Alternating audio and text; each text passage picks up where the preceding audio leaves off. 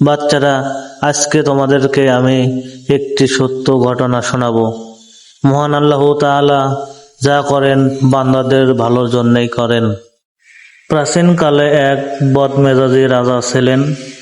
একদিন হাতের চারি কাটতে গিয়ে তার আঙ্গুলের ডগা কেটে গেল।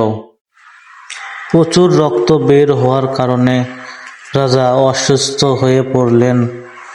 উজিরে আজম খবর পেয়ে রাজাকে দেখতে গেলেন। উজিরে আজম ছিলেন খুবই ধার্মিক। রাজার এই অবস্থা দেখে তিনি বললেন, ইন্না লিল্লাহি, মহান আল্লাহ তাআলা যা করেন বান্দার ভালোর জন্যই করেন। এতে রাজা উজিরের উপর খুবই অসন্তুষ্ট হলেন।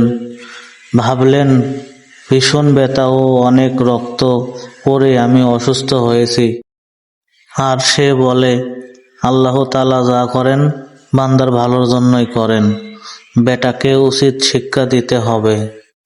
কিন্তু রাজ্যের বেশিরভাগ প্রজা উজিরের ধার্মিকতায় সবাই মুগ্ধ ছিলেন।